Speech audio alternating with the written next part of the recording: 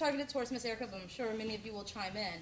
How does race and stereotypes, and I'm coming to you with that because not only are you in the fashion industry, you were in the plus size industry, you were in an industry that has a lot of stereotypes, but then we can talk about racism probably as a whole here.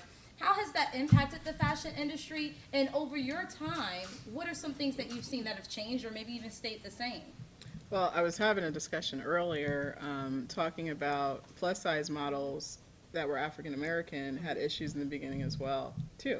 You know, there was a certain look for one designer or there's a certain look for certain stores.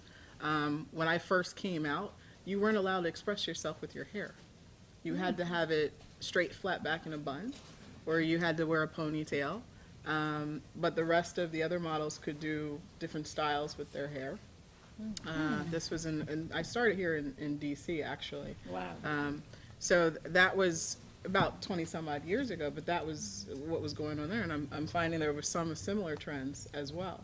As far as stereotypes in the plus market, we're still battling over what's plus size, or should we drop the word? And I think now you have such, you know, this is America. We have a multicultural emphasis, and you know what might be plus size in one area might not be plus size in another. I mean, traditionally African Americans are bigger people, so that, you know, a size 8 is not really plus size, but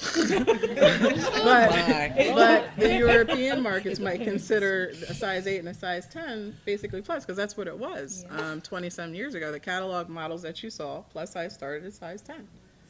Now you see the explosion and kind of tips back onto the technology, because I'm watching it very carefully. We have Tess Munster, who is 5'5", which is not a traditional height for models, and she's a size 22.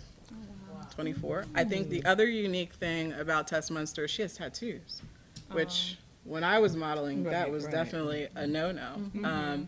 So because she has over 700,000 IG members, she got one of the top modeling. Instagram. Oh, I'm sorry. What is IG? I'm actually, yeah. she's got What is IG? Instagram. Instagram. She got one of the top modeling contracts in the plus size industry, and you're seeing her everywhere. Wow.